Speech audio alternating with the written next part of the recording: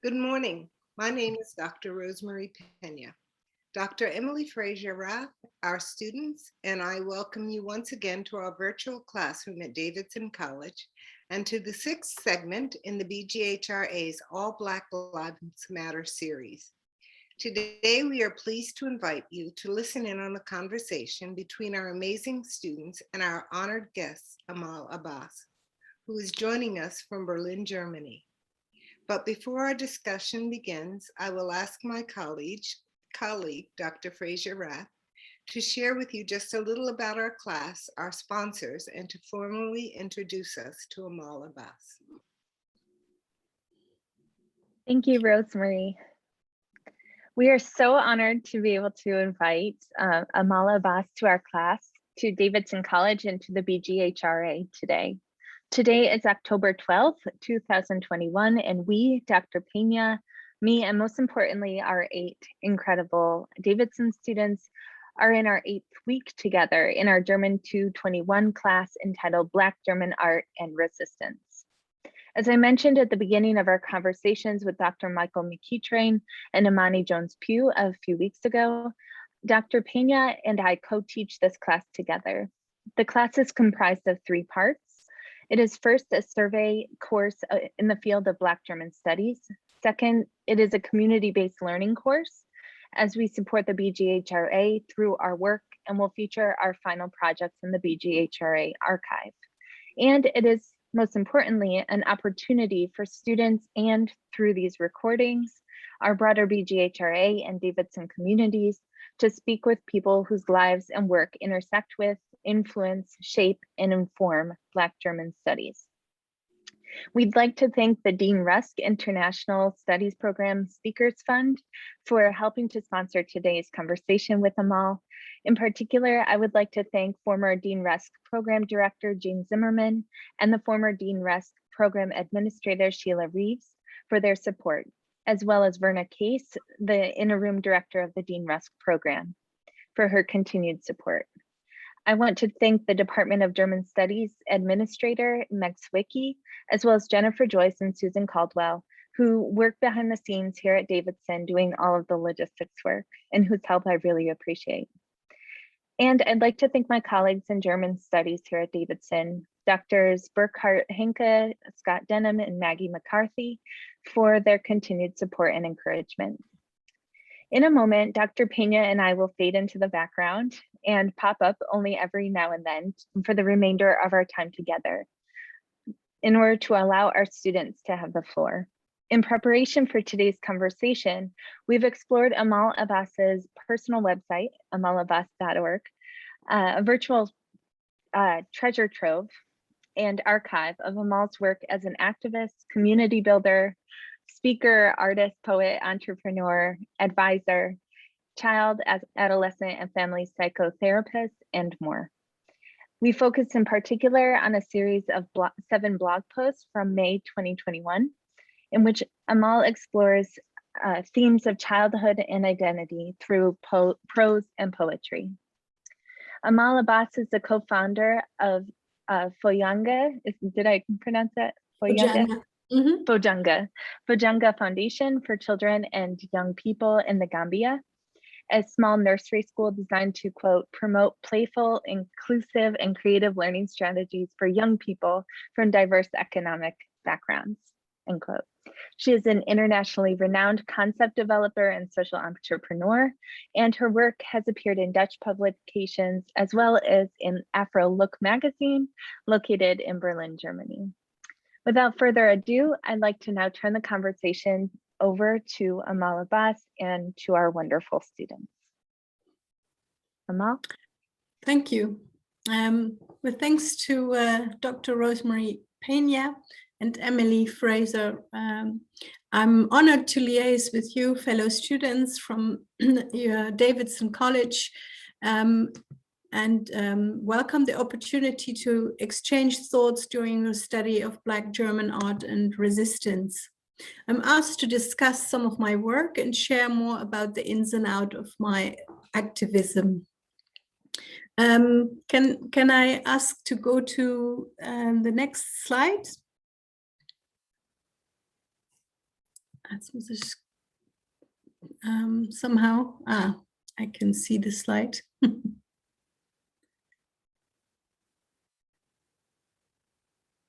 Yeah.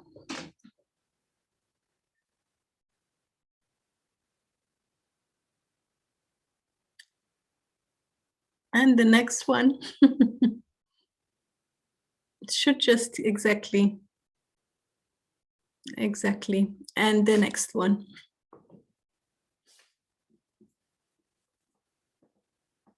And one more. Okay. Yeah, so today is a special day, and my slide reveals also already yeah, the answer to that question. Can somebody tell me what is special about today, 12th of October? You can just use your microphones. Indigenous Resistance Day. Okay. In Germany, there is also, that's an international day, which is also the day of birth from someone called Fidelis Ducina Grotke. That is one of the founders of the initiative of Black people in Germany. He was born in '62 in Köln. Unfortunately, he is one of the people that is no longer with us. He died, and I found that out quite recently. So that is also testimony to those of us who don't survive the struggles.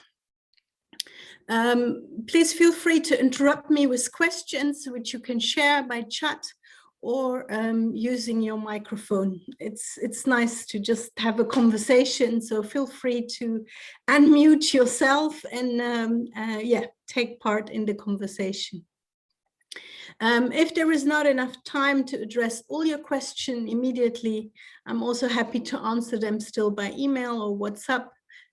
So make sure you let me know how to get in contact with you if that's what you wish.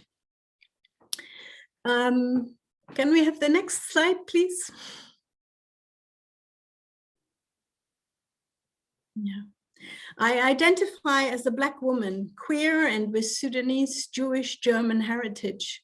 With my income and education level, I'm categorized as middle class. I'm physically healthy, but have been a victim of racist attacks, domestic and other forms of violence in the past. And I'm the daughter of a Black man who lived undocumented in Germany for 30 years. I grew up in a two-parent household, albeit a low-income one. My gender identity, sexual orientation, income, physical and mental condition, and other social factors provide me with privileges not enjoyed by Black people who, for example, belong to the transgender community, who are unemployed, undocumented, or poor, and who still face violence or have physical disability and/or. Can we have the next slide?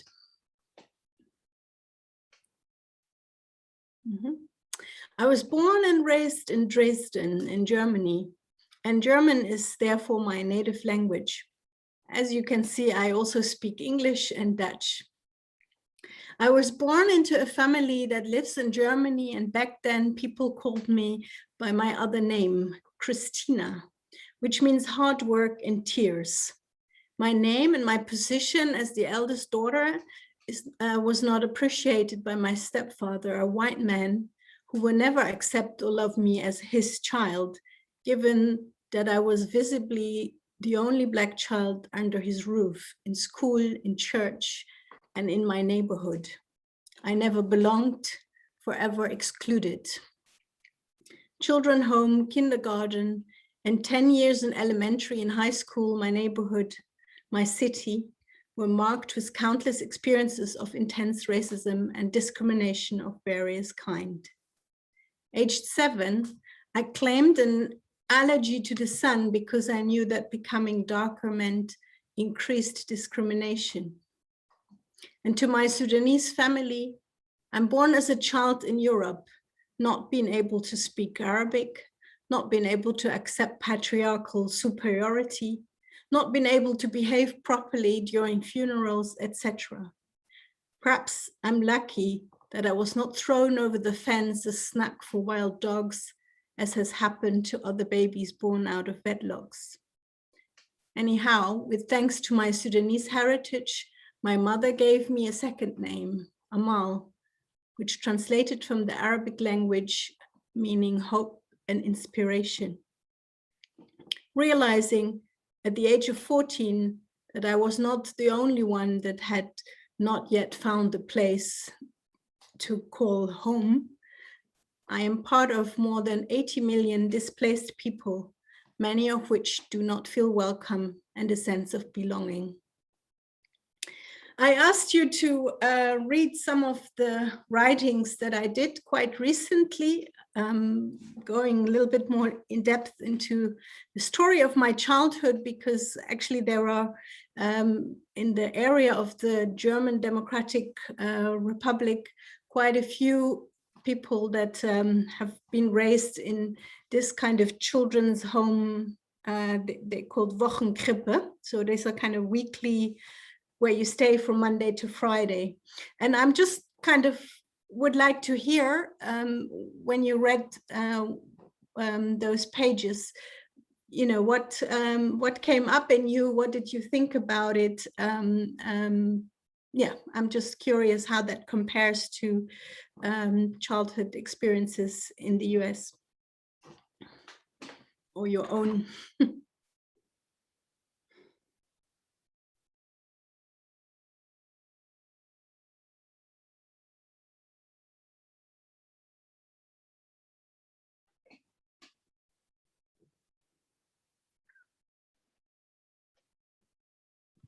Were you able to read it? I think I can speak for myself. I read it. I think that, and perhaps this is what is happening here. I think that I'm speechless when I read it because I could not even imagine that childhood. Mm-hmm. It's interesting reflection, in particularly because in my work with children and young people, and most recently, I've done quite a few online presentations with about 500 pupils in all across Germany, different schools. And actually, I didn't have the chance to share such a personal story because I was asked to speak on much wider themes of racism, but still the students actually identified with racism being the #1 factor of social inclusion in their neighborhood and in their life and in their school. But the teachers that I was asked to support in teacher workshops, many of them had the idea that racism in Germany wasn't so bad. In fact, there was no racism in their school, and surely the US would be so much worse in relation to racism. And it's actually one of the reasons I started making those video poems, because I felt that yeah, people who have this illusion that we have no racism in Germany, or that it's much less worse than in the US. Yeah, I couldn't agree with that, having been quite some time in the States as well. Well, and I can also add that another myth, my childhood, I would say, destroys another myth, because one would expect, because of my age, that I went to school during the time of segregation. But because I grew up on military campuses, I never experienced segregation and didn't know what that was until I read it in history books. So in the same way that one would have thought that I had experienced a different kind of racism, one might have expected that you did not. And I think our stories reveal the opposite. Mhm. I do think in order to get into the dialogue, so it's not just Rosemary and me, I think it's nice if everyone maybe just introduce themselves and, you know, maybe say 1 or 2 sentences about your own child and any thoughts and reflections you have. Yeah, Dana, you want to start? Mm-hmm. Thank you for being Nice. with us today. So I agree with Dr. Peña. I think that's all. I'm speechless after reading it. And for me personally, I come from Greece, and even though people in Greece are very racist to some extent, racism is not evident in everyday life just because Greece is a very homogeneous place with very small minorities that are not like they're just very small. So even though you can spot racism in people's jokes or comments, sometimes it's not something you'll see at the school really often. So I've never either experienced it or seen someone else experiencing it. So reading about it and hearing people talking about it like being the victim of such behaviors, it's very weird to me and sounds very unhuman, very insensitive. I literally cannot explain it. Mm-hmm. Yeah, thank you. Who wants to be next introducing themselves? Yeah. Mm-hmm. Hi, my name is Patrick. I grew up in Maryland. My family's from Poland, and I personally had never experienced something like this. One of the poems or the blog post that's struck me was the kindergarten one, and how like just like no matter how much you worked for, or you were like did all these things and still weren't accepted. It was just like Dr. Peña said, I was kind of like speechless. I didn't know. Like personally, I wasn't really American growing up, so I didn't fit in with most of the group that like did stuff like that was like American culture. Just because back home I like spoke Polish and I went to school. I learned English in like preschool and stuff. So it was never, but I always like fit in with, I guess because I'm white, so I always fit in. So I was privileged to have that, and so I can't imagine what that could be like. Yes, thank you. Thanks for sharing. Mm-hmm. I can go. My name's Katie. The one that I really was like stood out to me the most was the Father Christmas one.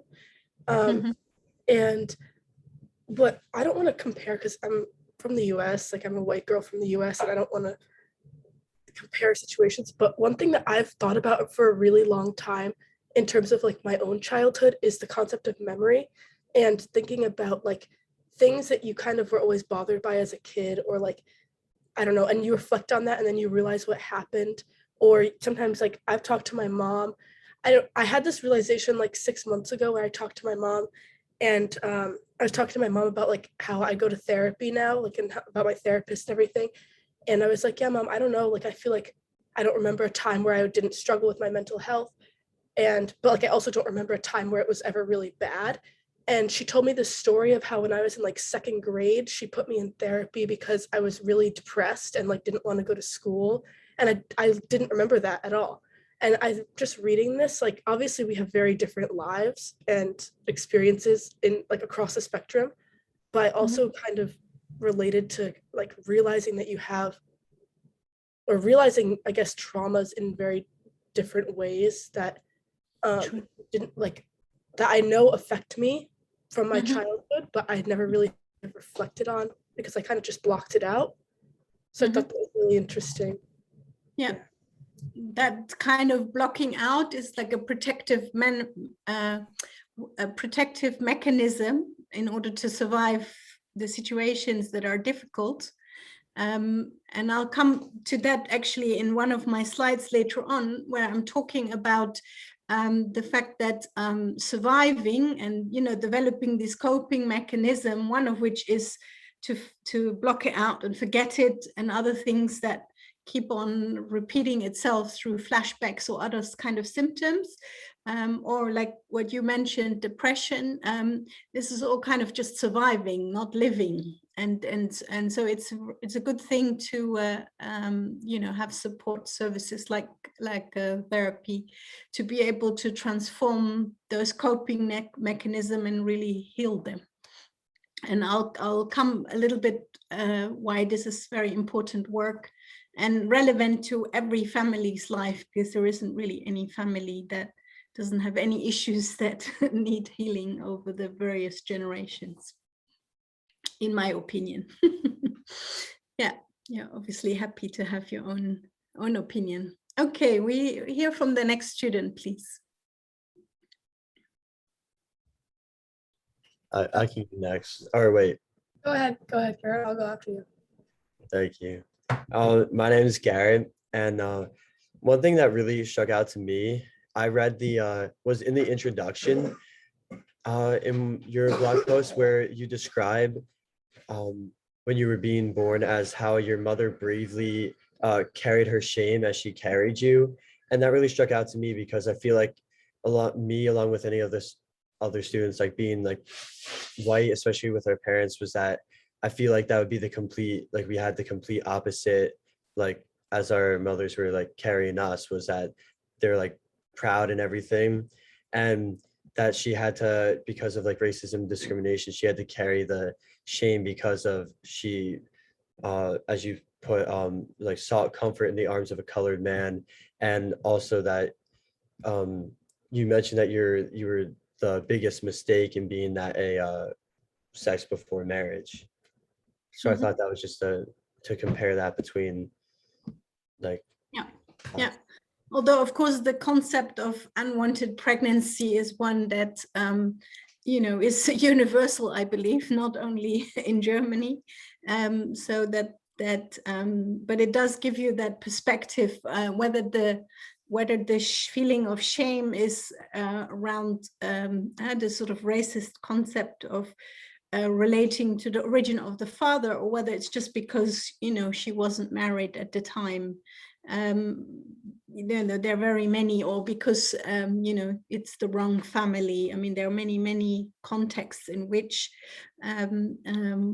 women cannot enjoy their pregnancy as anyone should, and as I've been able to enjoy carrying my 3 children, of which I'm very proud of.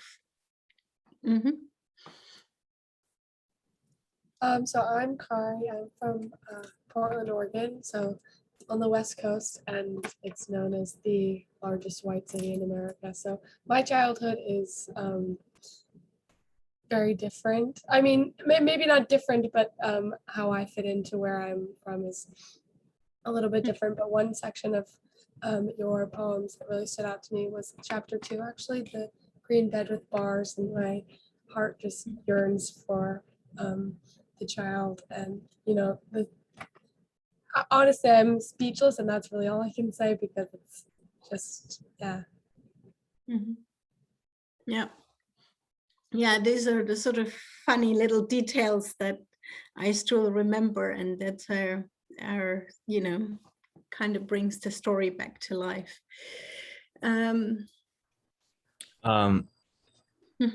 Hi, I'm Steven. I'm from Pennsylvania. And like my childhood wasn't anything like what I read.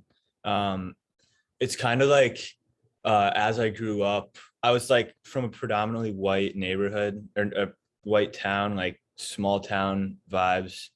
And like as I grew up, I was pretty much like sheltered from the fact that like racism like existed as a whole. And like the more I kind of like I've told the class before, I took a Black history class, or African history class, last year, and it kind of like opened my eyes a bit, because like we don't learn anything about that in school at all. Like, so just reading your stories kind of like, it was like they were like hard to read, especially about your aunt, like the stories behind that. Like I have never seen or experienced anything like this. So Mhm. I guess I'm mhm. the last person to go. Thanks for being here, Amal. Thanks for being here, everybody. My name is Rafael. I'm from New York City.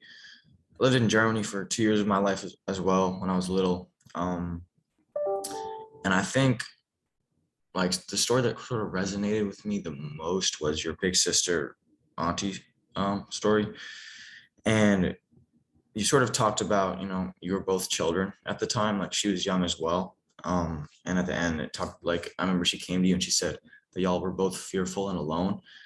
And I grew up in a single parent household and I have a little brother. So I kind of related that to my experience raising my little brother, because like I kind of had to do a lot of the raising. Mhm. And he looks at me as like a father figure in a lot of ways. And like, but me, I was still a kid at that time. Like I was going through my own issues, my own trauma, and I definitely put a lot of that on him. And like you see that in the story as well. So I was just kind of like, it's interesting. I don't know where I was going with it, but it's just like interesting to see how like two children interacting, like how that affects each one when they both haven't even like had the time or even ability to like understand their trauma or what they're going through. And I feel myself at like a point in my life now too, where I'm like, I'm finally beginning to like understand things I experienced as a child. And I'm like, I see where this affected me here, especially because I'm a psych major now too. So I definitely resonated with, with you as a therapist and so on and so forth. Thank you. Thank you. Okay. Every person knows phase transitions in their lives, such as her early childhood or adolescence, but also changing jobs or becoming a mother or a father. A divorce or an illness can be called a phase transition. Families, by extension, also experience phase transitions such as migration, birth, and death. Her migration, like my father that came to Germany in 1965. So that's quite some time ago. He came to Germany to study. He became an engineer, and he never, because of his own childhood traumas, he never had the intention of ever going back to Sudan, unlike many other members of my family from my dad's side. The anthropological concept of rites of passage, maybe we can go to the next slide, indicates the sequence of the three phases in which each transition takes place and the elements that play a role in it. The first phase is parting. The sense, before I continue with this concept of rites of passage, does anyone ever heard of this concept before? I see Emily nodding, looking at the students. Rites of passage, heard before? No, it is sometimes that people know it as a celebration also around adolescent, certainly within the African context, but also in a Native American context. Rites of passage to mark these transitions are celebrated in a particular way. Sometimes, for example, groups of young people, they go into the forest. If anyone's interested to know more about that from an African perspective, there's a very good book by Malidoma Patrice Sommet. I don't know if you've heard about it. He's actually resident in California, but he comes from Burkina Faso, and he writes about it in his book. It's called Of Water and Spirit. And in relation to working with young people, he writes about it more in his book, The Healing Wisdom of Africa. So these are really two books I recommend a lot. And I see that the book recommendation already in the chat. Thank you, Emily. This is very helpful. Okay, so rites of passage indicates the sequence of the 3 phases in which transition takes place and the elements that play a role in it. The first phase is parting, the sense of having lost something, of having to let go of something. So what do we let go of at the point of adolescence?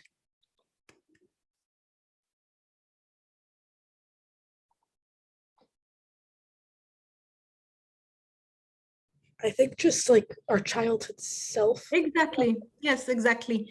And what do we let go of when we get married?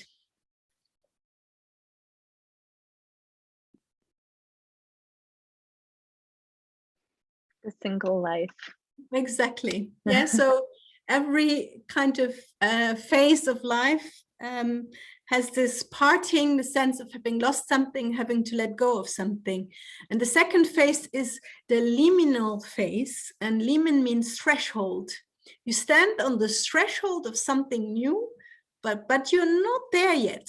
And sometimes in marriage ritual, they even have that, where the groom has to sort of carry the bride over the you know, into the door to kind of symbolize this threshold. I think in Celtic cultures, people jump over the broom to mark this idea of from one reality into another. And it's a very important celebration because you know, it acknowledges that it takes time to move from one state to another. You have the awareness of loss and the awareness of empty hands in that threshold with which you can give shape to the new phase. And the last phase, of course, is reintegration, peace and security return. And when that's properly celebrated, it's complete. And I did work in my work with Malidoma Somé quite a bit, and I understood that a lot of times in the West, when we don't have indigenous teachers who support us during these transitions in a good way, we do all have these kind of boundary, life or death in changing situation, but we don't always have people that recognize that we've gone through them, we've survived them, and we come out the other end having learned something, which in an indigenous context would be a celebration of people that say, you know, well done that you managed to survive this, and welcome. That welcoming is a very, very, very crucial thing. And that's something also to remember when you're supporting others or yourself, that following a trauma, it's very, very crucial that you find people that welcome you. And, you know, if you don't have that within your family, then a therapist probably will do well if you have a good one. But it's a very important, yeah, that welcoming, because unprocessed loss experiences can be felt and impacted in subsequent generations. So the failure to do so is not just going to affect the person that is going through that trauma, but also the generations beyond that. So in relation to my family, my father lost his mom at the age of 5. So if I look at my family in generation, there was a continuous theme of a mom that was absent, whether that was because, you know, my mom was not able to take care of me, or in my dad's case, his mom died in childbirth. And so when, as a therapist, I'm working with families, then I see many patterns through generation, and there is a kind of a reason why this keeps happening, because it's kind of like we have this inbuilt mechanism in ourselves that if we don't finish a story, if the story hasn't been told, if the story is hidden, it will be played out again and again until the story is really heard and listened to and healed. So patterns and traumas are transmitted from generation to generation. It's not something that only I say, that's kind of scientifically proven.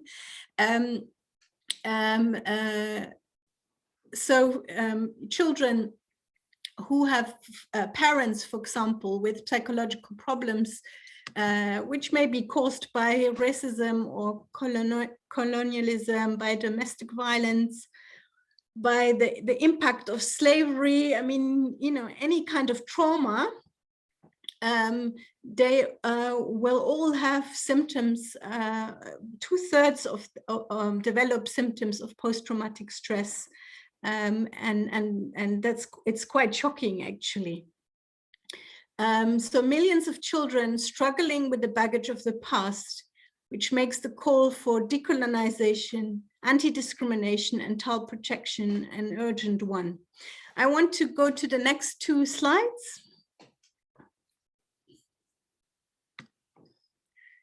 Yeah, next slide. So here you can see psychological and biological responses, decreased self-efficiency, depression, changes in decreased immune function. So it's what we talked about earlier. So we can go to the next slide.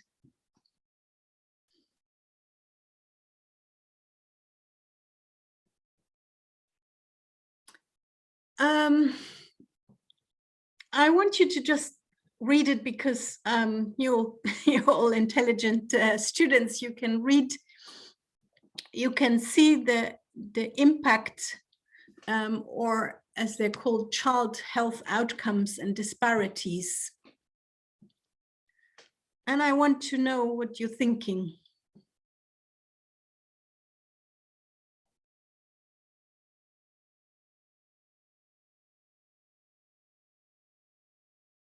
When you're reading that there is, when we don't heal, then there's an increased likelihood of low birth weight and premature birth.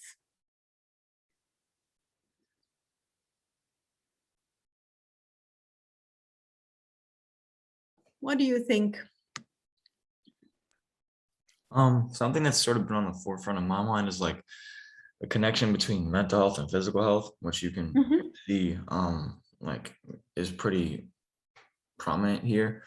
You know, we often think of them as like completely separate from each other, but in a lot of ways they influence each other. Like, you know, if you're not mentally healthy, you may not have the best forms of self-care. You may not sleep well, so on and so forth. And like here it talks about increased drug use and sexual risk taking, and then like just like I feel like we need to be very aware of that connection.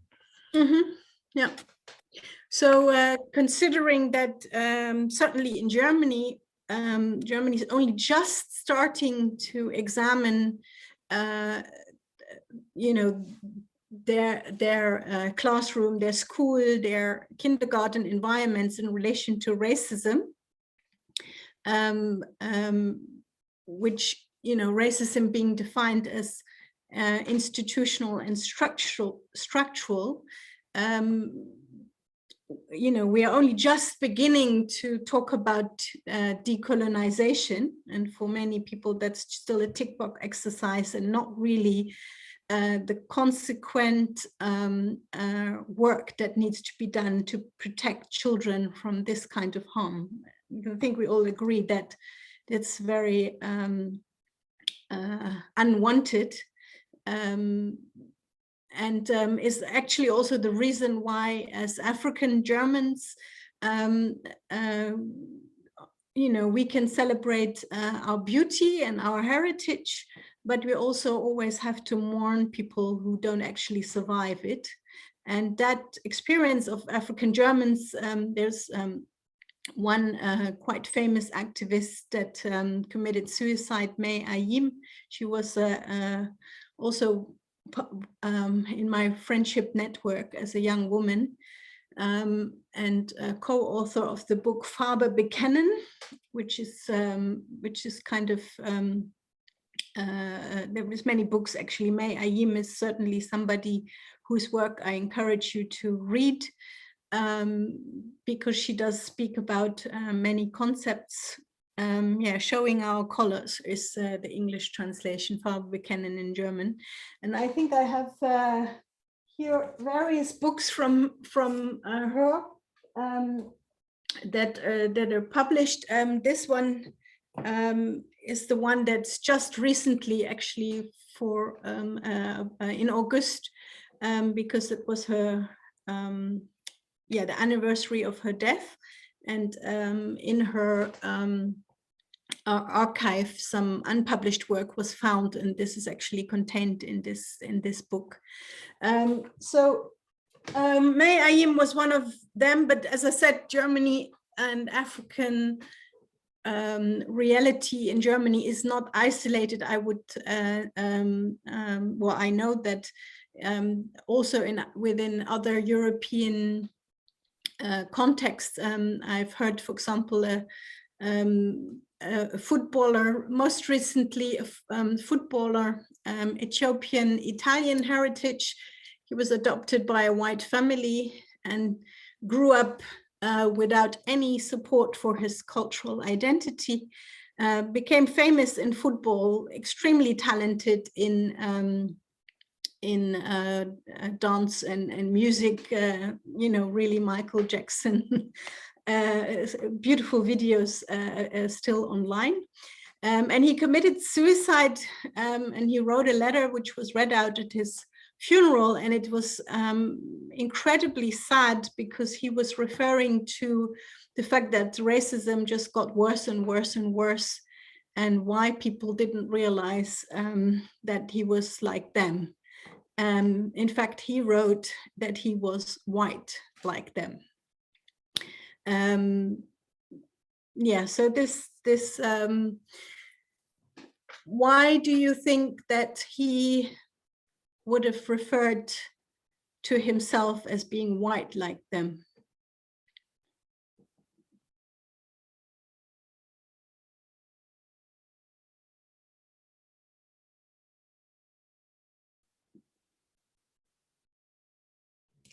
I mean, we've talked about like race being a social construct in general, and like obviously the implications are still there, which is like obviously what he's gone through in his life. But in terms of what you said about him growing up without access to his culture and without being able to learn about that, I can kind of see what he was saying in terms of like identifying less with his own culture, just because, or like with being Black in general, just because he wasn't ever like exposed to learning about that part of his identity. So it was kind of like, it seems like it was kind of like a dichotomy of like being Black or appearing Black like externally and being treated that way, but also never connecting with that, I guess. Yes, and also this kind of internalization that white equals good and Black equals bad, and can't you see that I'm good? And that is sort of desperation of a small child, and the reality that he identified due to the way that he grew up. So you said that correctly. Yeah. In order for us to change this reality, it is very, very important that we share the stories and that we take action in order to protect children and future generations, to identify them, to get this kind of conflicts of identity. Earlier, in the first comment by one of the students, we also talked about Greece, and Greece, Black people, people of color, being in the minority. I think that's a concept in Europe, which I do think is part of this sort of reoccurring myth. I can talk for Berlin.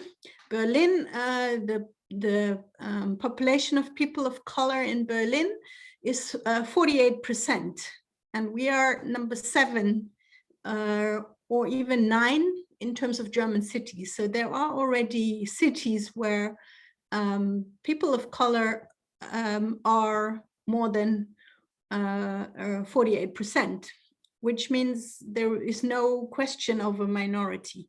And I think Greece, and if you look at migration of refugees from Syria, from Eritrea, from wherever they come from, also there it is this kind of idea of being called a minority sort of completely ignores the global context where Black people and people of color are world majority and always have been. And that's a very, very important concept that, especially when working with children and young people, to get a sense of you matter, you have the right to feel good about yourself, all the children's rights, is to get away from this idea of talking about people within this sort of false concept of minority, because it's a thing of the past. Although some people will find that difficult to acknowledge, it is scientific facts that speak for themselves.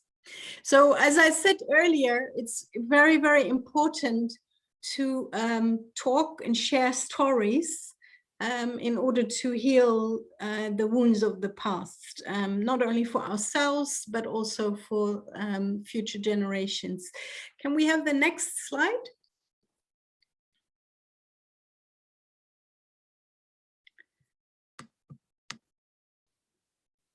Yeah, oh yeah.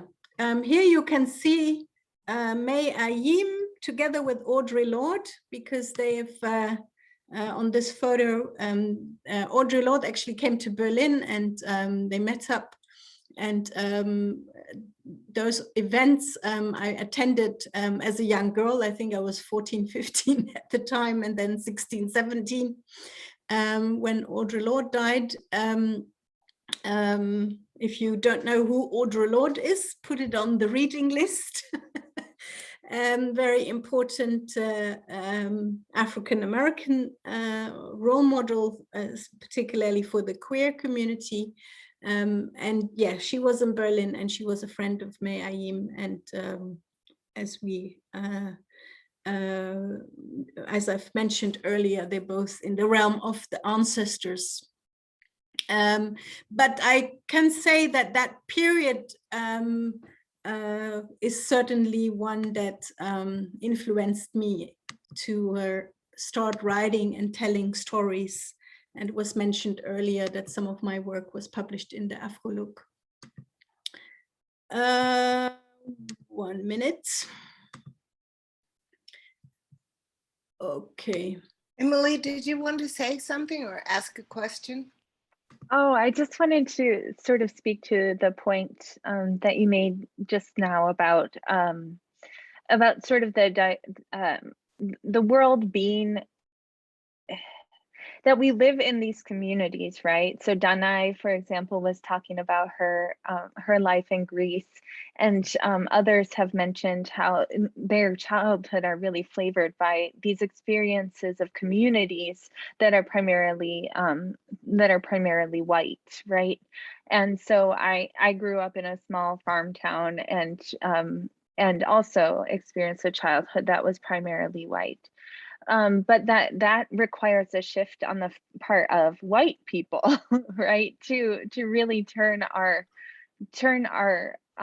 perspective upside down, that white culture and this notion of white supremacy, which is so prevalent in places like the US, but also in Germany and beyond, really color our existence and force us to, and really bring us to thinking about our existence as the primary or dominant way of being, and that whiteness is the sort of dominant, mode, or that white people are the people who create culture or something like that.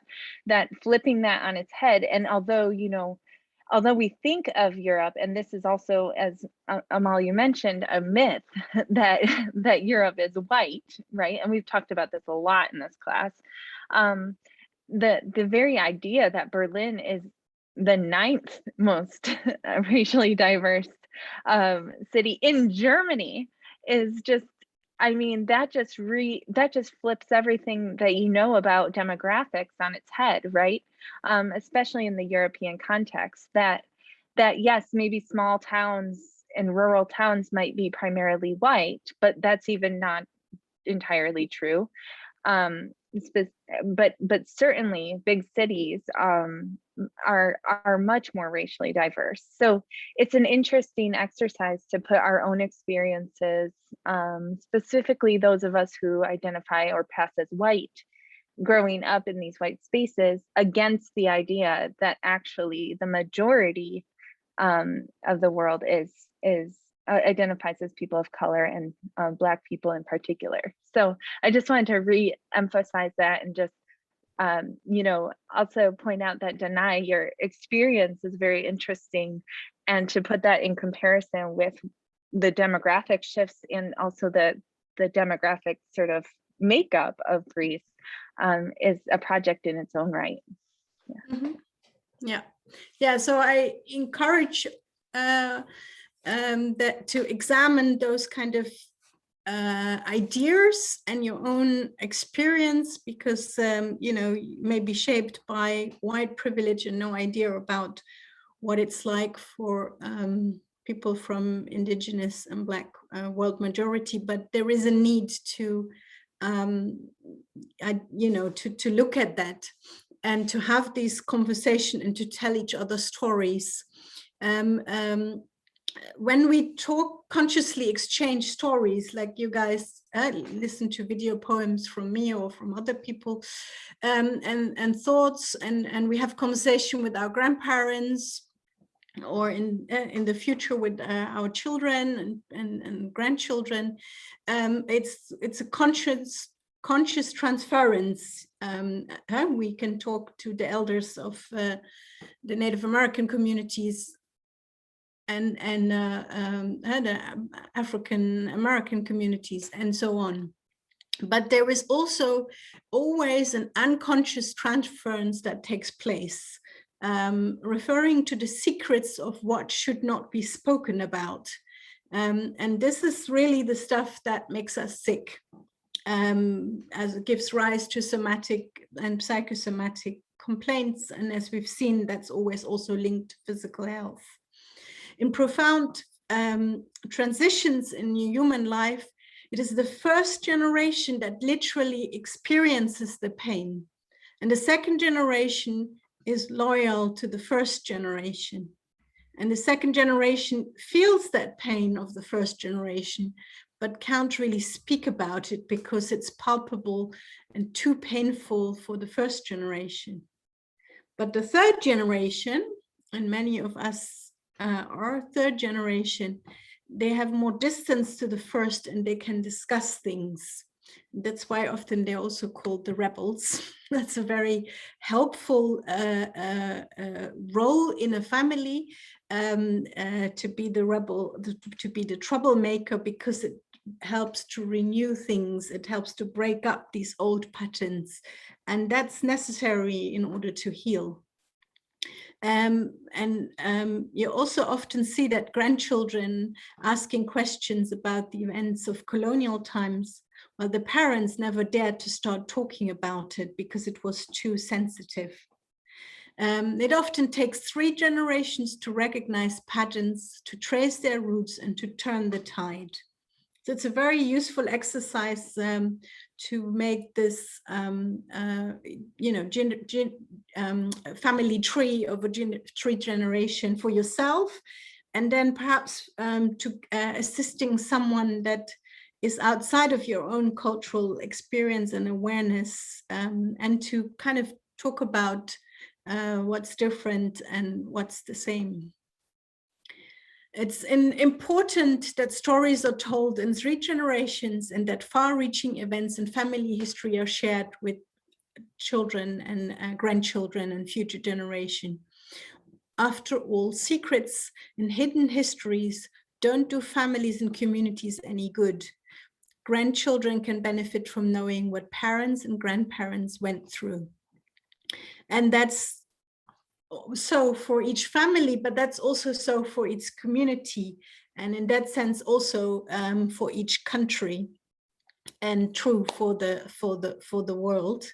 And I heard you say that, you know, you didn't learn too much about the colonial history in the perspective of the US context in which you live, or the German context in relation to colonial times, which is a very important part of my work. Let's have a look. How much time do we have? About 10 minutes. Okay, well, I can talk about many things, but fortunately we do still have another lecture coming where we can go into some concepts more deeply. I think it's nice to look at slide number 14, which is the one about role models. So we go forwards in the slides.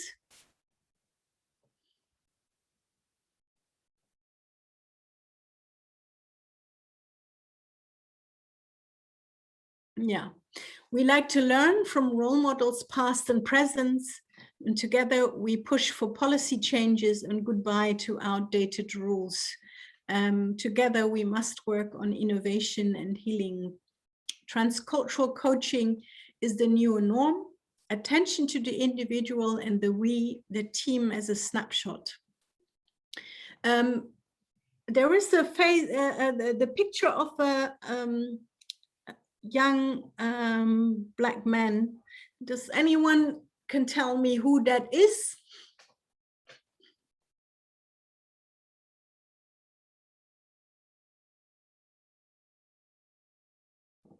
Well, it's an important philosopher, actually the first Black professor in Germany from the 18th century, and is in that sense also the kind of founder of anti-colonial and anti-racist work, because even in the 18th century, he was writing papers arguing the liberation of people of color.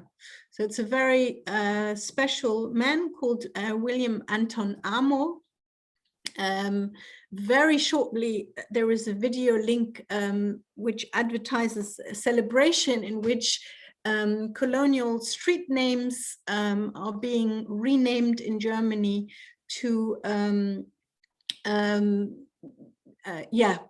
to kind of get rid of all the people whose names are related to colonial crimes committed during colonial times, because you wouldn't know how many streets and places are still carrying names of people that you know we would rather feel ashamed and not proud of celebrating their heritage. On one of the next slides, I mention another such role model relating to German colonial history, and that is Lucy Lamek. Lucy Lamek is a freedom fighter from Tanzania who was very active in order to liberate her country from the German colonial oppression. I've included on the role model my aunt, Fatima Ahmed Ibrahim. She's also been a human rights activist and the head of the Sudanese Women Association. Her husband was killed and she was in exile in London. And if you look up her name, you will find articles from The Guardian about her heritage. And the third role model I've chosen is Nzinga. So these are all very interesting characters to read about. Why do we look at people from the past? What is your opinion?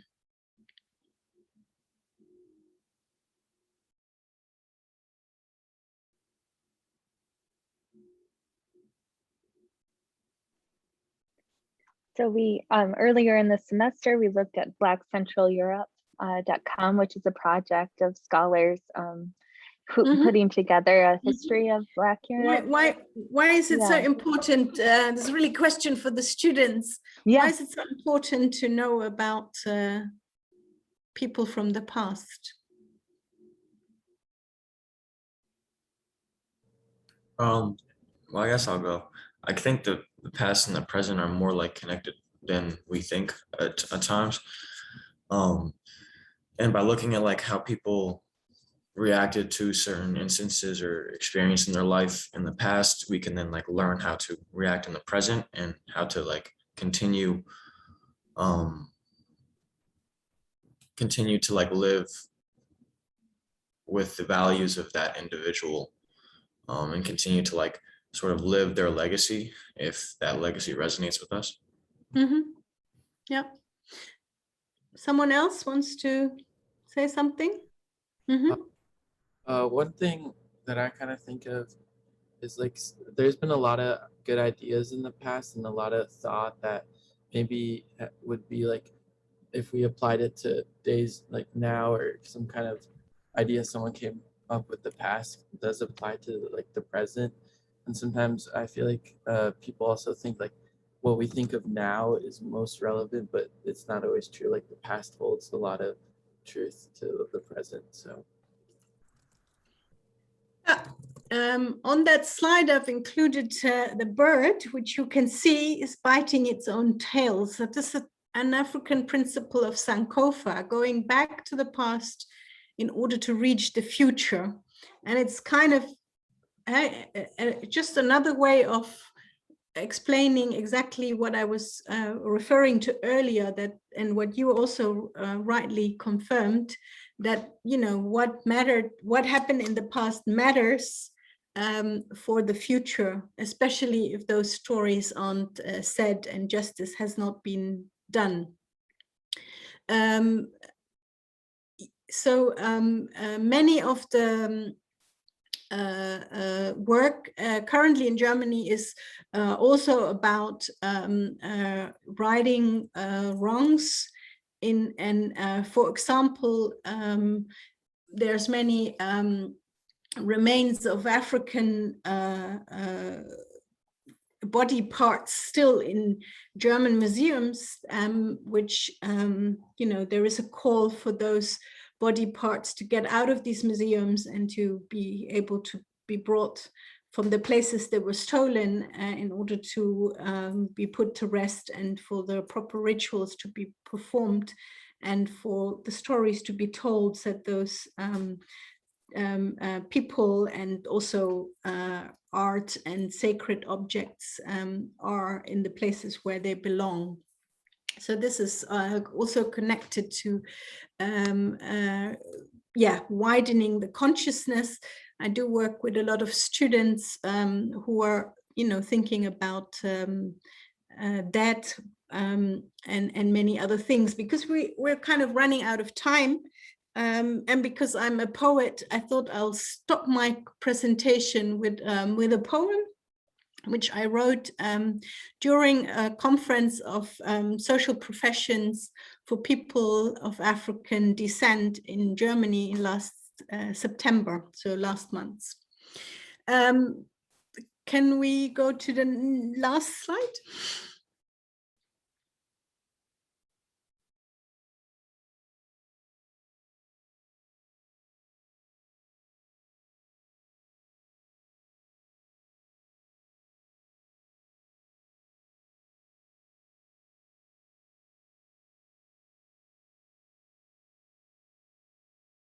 Yeah, that image of the penguins, I wanted you to see whilst I read my poem. It's called Afro-Topian Realism. Like penguins we are, huddled together, connected through our visions that feed the fire of our dreams for a fair and inclusive world. We are like penguins huddled together in the midst of icy attacks. A white world accuses us to take too much space, harsh and non-empathic, and stuck in their imagined superiority, hierarchical, against queer, ignoring, rejecting the gifts of those physically and mentally challenged, ridiculing the visionary idealists, hiding cold strategic power behind this monster with many heads, which they call administration. Paid to divide and rule, despising homelessness and poverty, a patriarchal pretense, plagiarizing, falsely claiming the stolen treasure of our ancestors. The theft of mental resources and the robbery and rape of the earth continues up to today. A long history of pain. We are people of color, like penguins. We feel the winds of change are coming as we ask the questions what each of us had to overcome to be standing here. Today, together, listening, talking, breathing, sharing. African-Germans, African-Preußisch, African-Sächsisch, African-Europeans, rotating like penguins, so everyone gets their turn leading and being led. We keep on moving to make sure everyone survives the cruelty of our surroundings, but not everyone does. Choked by a structural racist system, spit on and spit out, assimilated into the hostility of a world that does not welcome us, separated, isolated. The coffee of bureaucracy has a bad aftertaste and doesn't warm or wake anyone. We're still rotating and changing perspectives. Keep on moving and do your best so everyone survives and nobody dies. Some of us froze to their deaths and we are saddened and struggling to find the capacity to mourn them with the honor and dignity they deserve, and yet no standing still. Those rest is only for the wicked, those that call themselves a majority society that refuses to share the stolen cake and laughs about our plans to rebuild our own bakery, to reclaim and recreate, to share and enjoy our cake for the benefit of all. You reject the repetitious lie of a majority society. Make sure you teach all the children that we are part of a global world majority of Indigenous, Black, and people of color. We are diaspora. We are, after all, guardians of unborn life, ensuring that the children and those of us most challenged are well protected by our love in the inner circle and hands on our bellies. No, don't call them the weak ones, for they gave us so much warmth and an important and different kind of expertise and experience and an incredible strength of purpose. No, don't call it barriere arm, since welcoming and embracing all, removing borders and barriers only make us richer.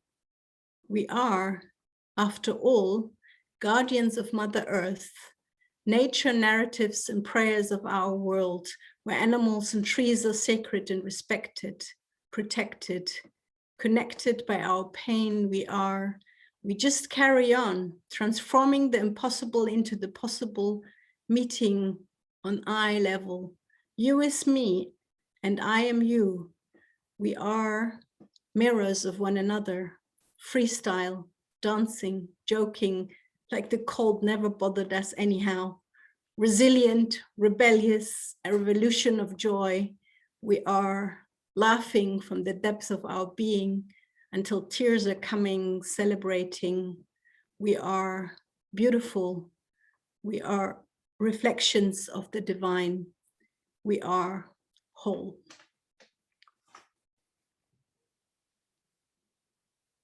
I believe we've come to our, thank you.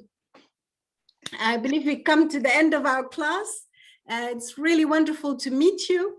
I do have a wish. I would love to hear some feedback on the blog, particularly why you think that stories like that matter and need to be told. And with that, I wish you all a very wonderful rest of the day. And in closing, many thanks to Emily and our sponsors at Davidson College for allowing this informative and inspiring conversation to take place. Our amazing students for their thoughtful contributions, and most importantly to Amal for her incredible generosity in sharing her time and words with us. Please stop by our website at bghra.org and follow us on Eventbrite, Facebook, Instagram, and Twitter to learn about Amal's upcoming keynote with us and many other forthcoming events in our All Black Lives Matter series that we know you'll enjoy. On November 17th, the BGHRA invites you to join us for a special screening of the documentary film Becoming Black with director Enos Johnson Spain in attendance. For more information about this event, go to tinyurl.com/becomingblack. Our YouTube channel hosts recordings from all of the earlier episodes in this series and from our 4 international conferences.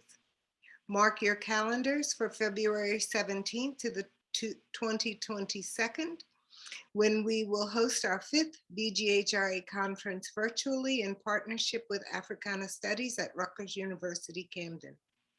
Thank you again for your time and attention. We hope that you've been as enriched by today's conversation as we have. So until next time, have a wonderful rest of your day. Mhm.